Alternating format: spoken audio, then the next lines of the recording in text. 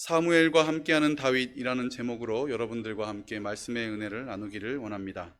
우리는 이미 18장에서 사울이 여러 가지 방법으로, 여러 가지 모략으로 다윗을 죽이려고 했던 것을 보았습니다. 딸을 미끼로 던지기도 했고, 그리고 더 출전을 독려해서 블레셋 사람들의 손에 죽게 하려고 했는데, 그런데 어떤 일이 일어났습니까?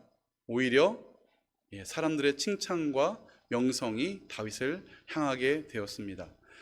사울은 이제 그런 계획으로는 안 되겠다 싶었는지 본색이 드러나고 자신의 본색을 드러냅니다. 19장 1절을 보니까 사울은 자기 아들 요나단과 자기의 모든 신하들이 듣는 데서 누구만 못 듣고 있죠? 다윗만 못 듣고 있습니다. 다윗을 죽이겠다고 말하였다. 그러나 사울의 아들 요나단은 다윗을 매우 좋아하고 있었으므로 2절 다윗에게 이것을 귀뜸해 줍니다. 나의 아버지 사울이 자네를 죽이려 하니 나의 말을 듣게. 여러분, 왕이 위신이 쓰겠습니까? 처음에는 막 다윗을 좋아한다라고 이야기해라, 내 딸을 주겠다고 이야기 좀 해라, 이렇게 좀 해라 라고 막 얘기해놨는데, 이제 와서는 자, 이제 다윗을 죽여라, 이유도 까닭도 없이 이렇게 이리저리. 그런데 사람이 죄에 빠지고 자기의 욕심에 사로잡혀 버리면 멍청해지는 것 같습니다. 우리 자녀들 키워보시면 알죠. 우리 아이들이 뭔가를 얻으려고 거짓말을 하기 시작하면 부모님들은 대박에 알아버립니다. 아이의 눈동자가 흔들리고 말이 이리 갔다 저리 갔다, 이 말이 안 되는 이야기를 늘어놓죠. 그런데 그거 아십니까? 말을 하는 사람은요, 자기가 참 지혜롭게 변명하고 있다고 생각을 해요. 저도 그런 경험이 많이 있었습니다. 나중에 생각해 보니까 말도 안 되는 일인데, 오늘 사울은 신하들 앞에서 말도 안 되는 일을 행하고 있습니다. 그러나 자기는 지혜롭다고 생각할 것입니다. 자, 요나단은 어떻게 합니까? 내 말을 듣고 일찍 몸을 피하여 외진 곳으로 가서 숨어 있게. 그 전체가 외진 곳이 아니라 어떤 장소에 외진 곳이 있었던 것 같습니다. 3절, 자네가 숨어 있는 들로 아버지를 모시고 나가서 아버지 곁에 붙어 있다가 기회를 보아 자네 일을 아버지께 여쭈어 보고 거기에 있었던 일을 알려주겠네. 지금 사울은 뭐 하려고 합니까? 신하들을 통해서 다윗을 죽이고자 합니다. 그런데 요나단은 오히려 그 반대편에 서는 거죠. 요나단이 누구입니까? 왕자입니다. 사울은 왕이죠. 당연히 사울이 죽으면 요나단은 그 권세를 이어받을 사람일 수도 있습니다. 그런데 지금 요나단은 누구 편을 들고 있는 것입니까? 오늘 첫째로 우리가 살펴볼 본문, 첫째, 요나단에 의해 철회되는 사울의 살해 음모. 요나단에 의해 철회되는 사울의 살해 음모. 잠언 12장 6절 말씀입니다. 악인이 하는 말은 피 흘릴 음모뿐이지만 정직한 사람의 말은 사람을 구해낸다. 요나단은 정직한 자였습니다.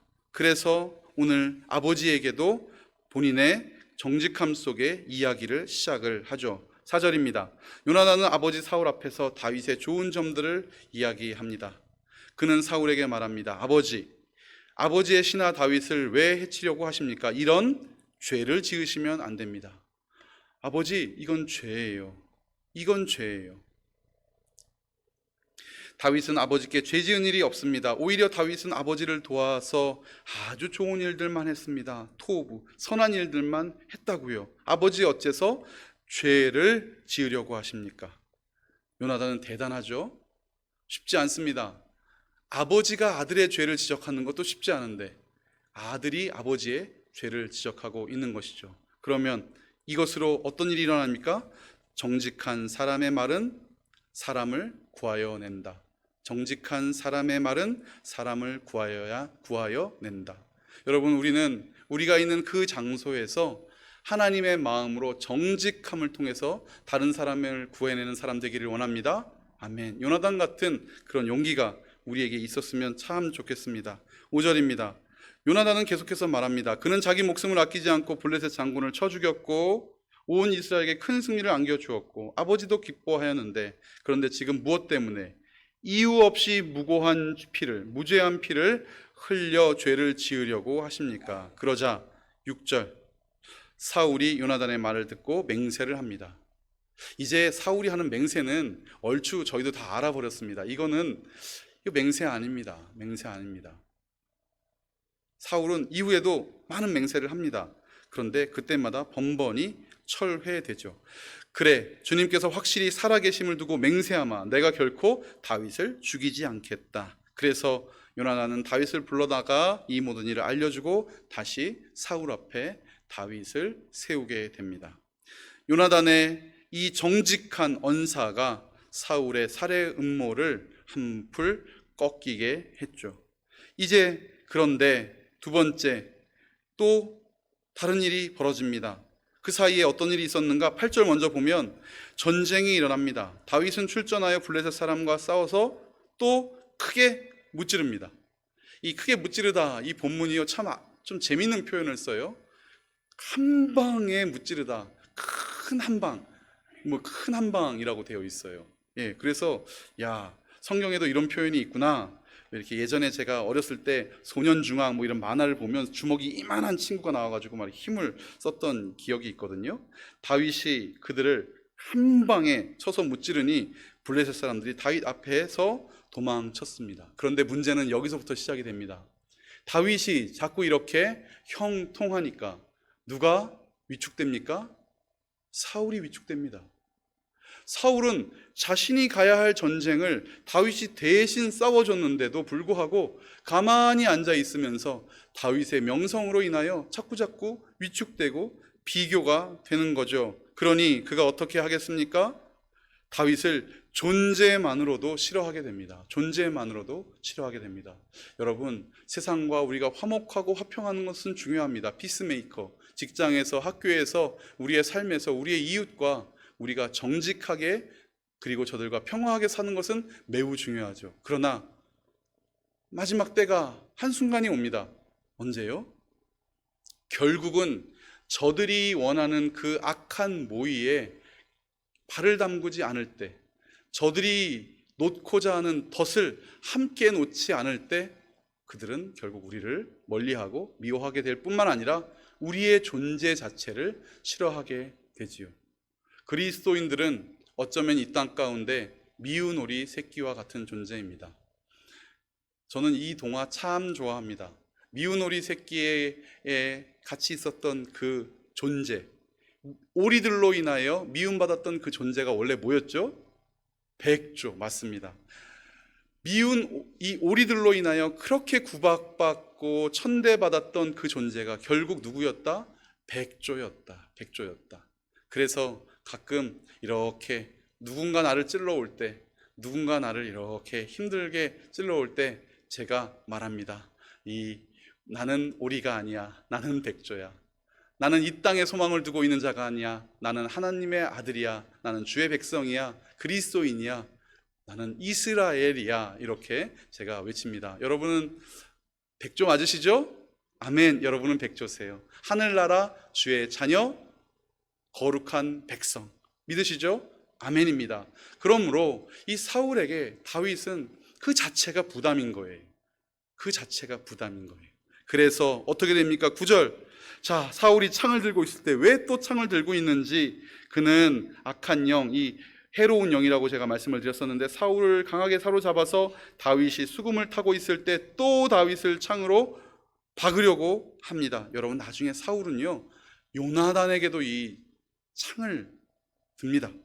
사울이 다윗을 벽에 박으려고 할 때 다윗은 피하여 목숨을 건지게 되죠. 여러분, 수금이 효과가 있다고요? 수금은 효과 없습니다. 하나님이 효과가 있었죠. 오늘 그런데 하나님은 이제 총 3번에 걸쳐서 다윗을 죽음으로부터 구해주시며 이 살해의 위협 속에서 건져내 주시는데, 결국 하나님은 다윗을 어디로 인도하고 계시는가? 그것이 오늘 우리가 봐야 될 마지막 포인트입니다. 11절입니다. 사울이 다윗의 집으로 부하를 보내어 그를 지키고 있다가 아침에 죽이라고 시켰습니다. 그런데 여러분, 여자가 조금 더 현명할 때가 있습니다. 저는 제가 막 참 지혜롭고 맞다라고 생각할 때가 있는데, 가끔 보면 차마 말은 못하지만, 여러분, 돕는 배필이 여자입니까 남자입니까? 돕는 배필이 여자예요. 하나님은 이 남자 도우려고 여자 보내주셨어요.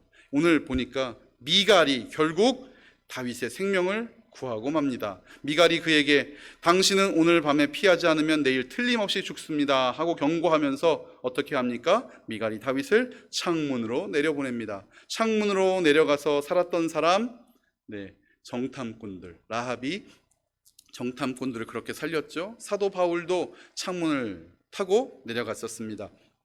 오늘 다윗도 미갈을 통해서 하나님이 예비해 주신 신부 미갈을 통해서 생명을 보존하게 됩니다. 다윗은 거기에서 달아나서 목숨을 건지죠.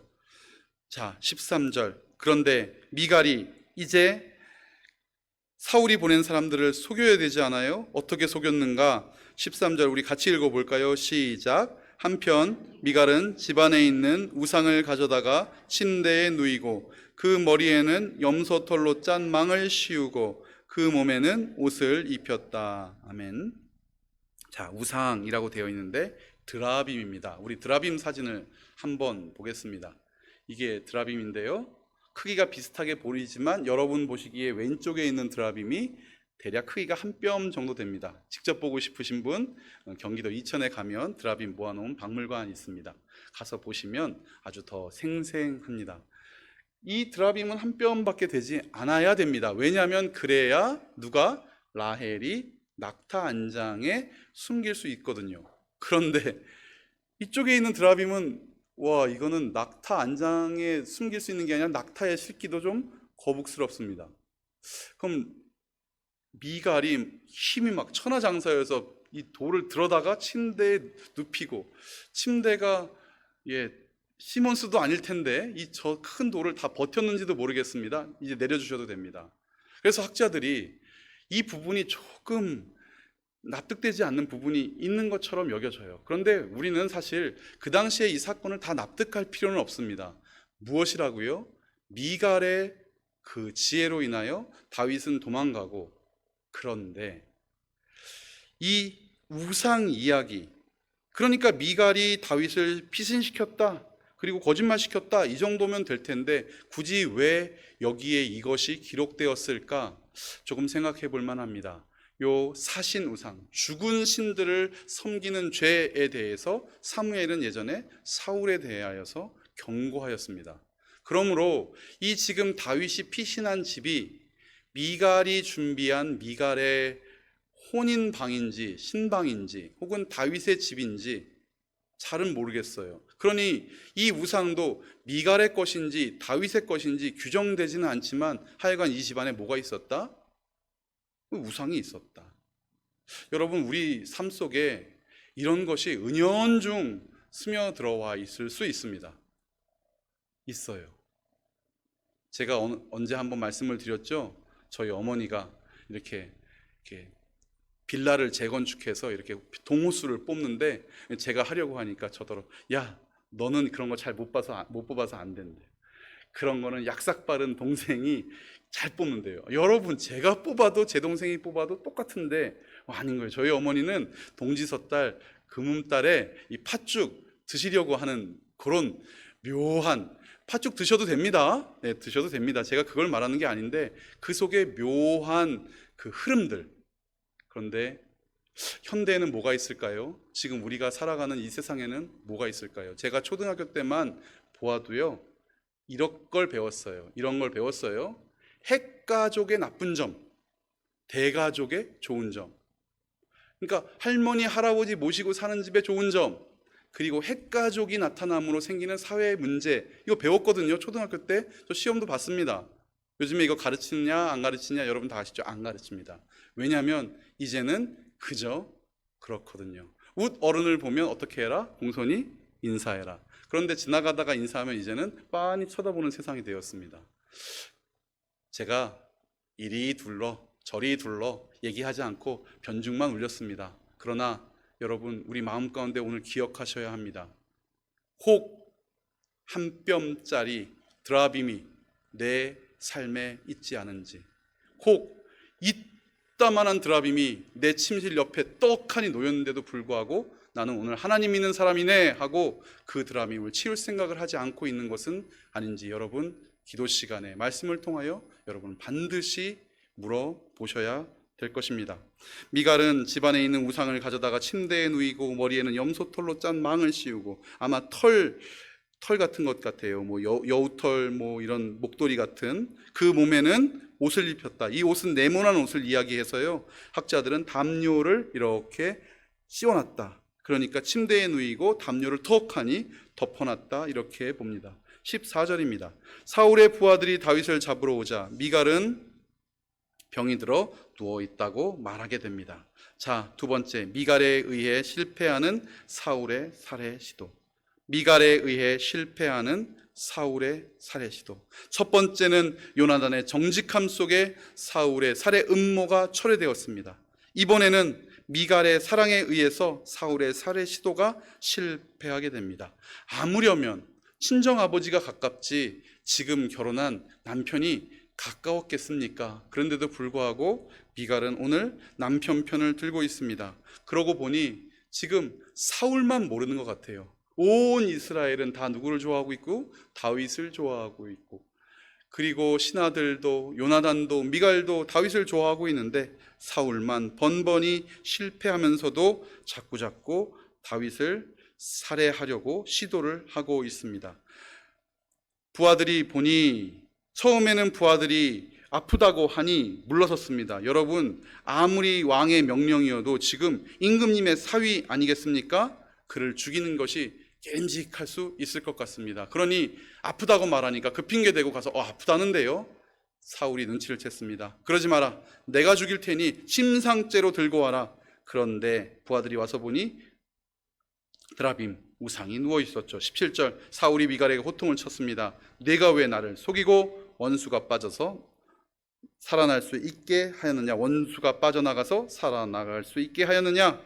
그러자 미갈은 말합니다. 뭐라고 말합니까? 다윗을 빠져나가지 못하게 하였다가는 다윗이 저를 죽였을 텐데요. 그런데 여러분, 여기서 우리가 두 가지를 봅니다. 총 세 가지를 볼 텐데 그 중에 먼저 두 가지를, 요나단도 다윗을 살려주려 했죠. 미갈도 다윗을 살려주려고 했는데요. 인간의 도움은 유한하다라는 겁니다. 요나단이 정직함과 겸손함으로 아버지를 설득했지만 결국 또다시 창에 박힐 위험으로 인도했고요. 미갈도 남편을 사랑하는 마음에 창으로 달아내리고 드라빔을 옷 입혀서 부하들을 속이고 아버지를 속였지만 결국 미갈은 아버지에게 뭐라고 말해요? 다윗이 저를 죽일까 봐 저는 보낼 수밖에 없었습니다. 그러니 이제 다윗에게는 이 미갈의 거짓말로 인하여 없던 죄목이 생겨버렸습니다. 그게 무엇입니까? 왕의 딸을 죽이려던 음모, 모함. 그러니까 미갈을 죽이려던 다윗의 태도가 올무가 된 것이죠. 여러분, 우리는 때로때로 하나님께서 이 땅의 여러 가지들로 우리를 돕는 것을 발견하고 또한 경험합니다. 맞죠? 여러분, 회사 생활에서, 사회생활에서 안 오던 버스가 올 수도 있고, 그리고 승진하지 못하던 자리가 열릴 수도 있고, 여러 가지 사람들에 의해서 도움을 받을 때가 있습니다. 물론 그것도 감사하죠. 그러나 사람의 도움은 유한하고 사람의 그 선함은 하나님의 선함을 따라잡지 못한다는 것. 자, 다윗은 이제 도망가게 됩니다. 그러나 이제 다윗은 어떤 죄목을 달고 도망가게 됩니까? 왕의 딸을 죽이려 했다라는 제목을 달고 도망을 시작하여서, 자, 사무엘상 31장까지, 그러니까 사울이 죽을 때까지 평생 도망가는 인생의 첫 걸음을 내딛게 되죠. 그런데 저는 오늘 사무엘과 함께하는 다윗이라는 제목을 정해봤던 것 이유가 있습니다. 자, 이 두 번의 도움과 실패 속에 결국 다윗은 도망가게 되는데 어디로 도망가게 됩니까? 자, 18절입니다. 함께 읽겠습니다. 시작. 다윗은 그렇게 달아나서 살아난 다음에 라마로 사무엘을 찾아가서, 여기까지입니다. 자, 누구를 찾아가게 됩니까? 사무엘을 찾아가게 됩니다. 지금까지는 끊임없이 누구 밑에 있었어요? 사울 밑에 있었어요. 좋으나 싫으나 왕이 부르니 그곳에 있었어야 했어요. 그런데 이제 드디어 다윗의 발걸음은 어디를 향하게 됩니까? 사무엘을 향하게 됩니다. 여러분, 낭패와 실망 당한 뒤에 예수께로 나옵니다. 맞아요. 여러분, 우리가 인생 가운데 겪는 낭패와 실망, 때로는 이 사람과 저 사람의 도움, 그런데 이 모든 순간들이 합력하여 선을 이루듯이 우리를 어디로 인도하십니까? 주의 품으로, 말씀의 품으로, 공동체로, 주님의 자녀들 안으로 우리를 인도하셨다는 것을 여러분은 확신하십니까? 아멘. 저는 이것을 믿습니다. 다윗은 달아났지만 그 달아난 곳의 끝은 사무엘이었습니다. 자, 18절 중반절입니다. 사울이 자기에게 한 일을 모두 사무엘에게 이야기를 시작합니다. 그러자 사무엘은 곧 다윗을 데리고 나이옷으로 가서 살았다. 와, 행복한 날의 시작입니다. 이 라마 나이옷, 이 나이옷은 지명일 수도 있고 거주지, 목초지라는 뜻도 됩니다. 그래서 두 가지로 다 봐도 돼요.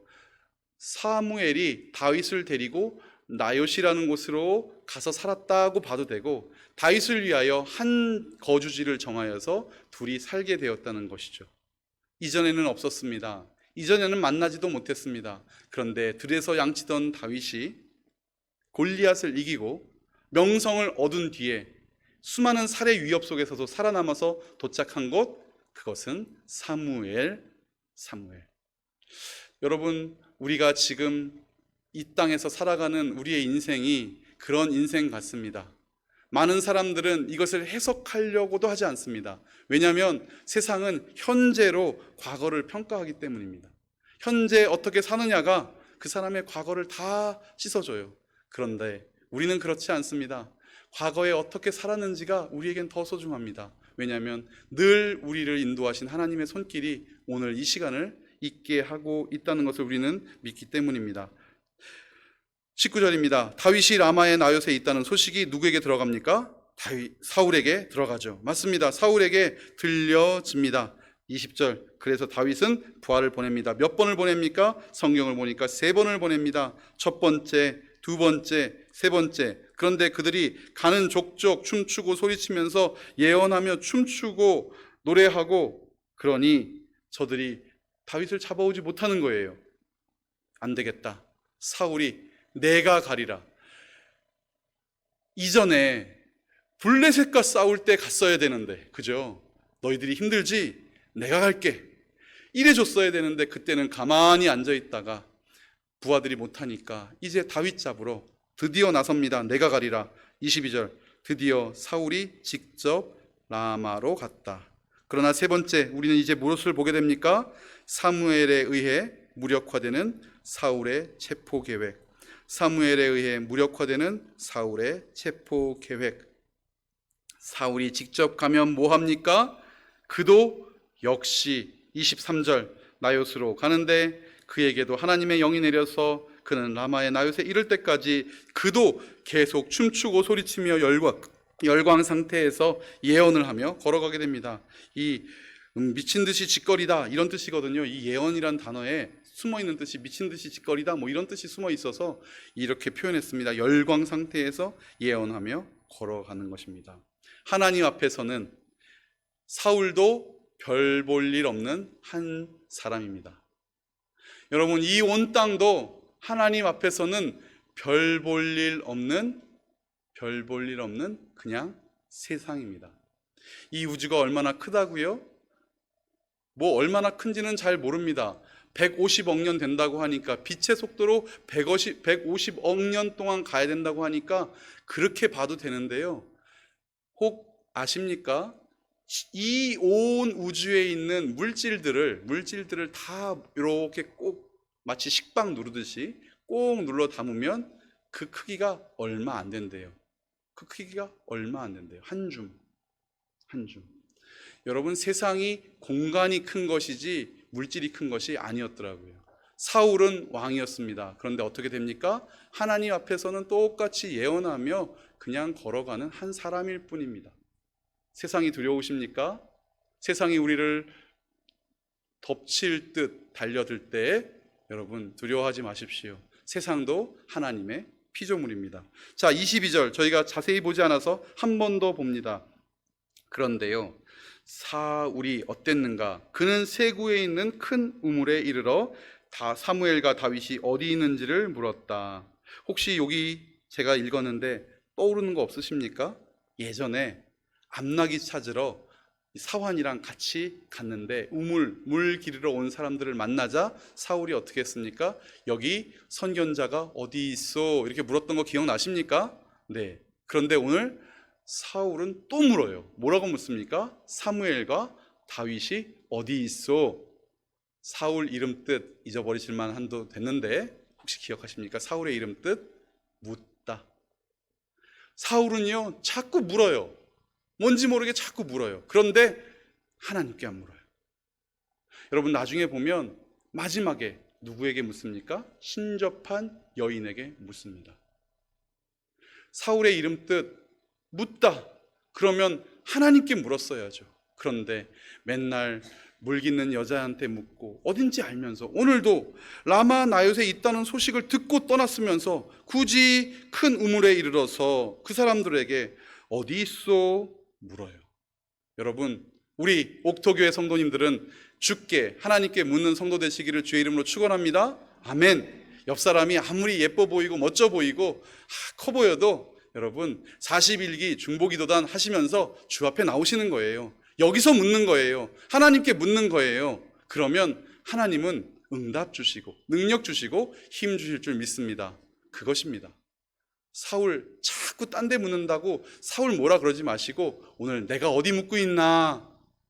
내 통화 시간이 긴가? 기도 시간이 긴가?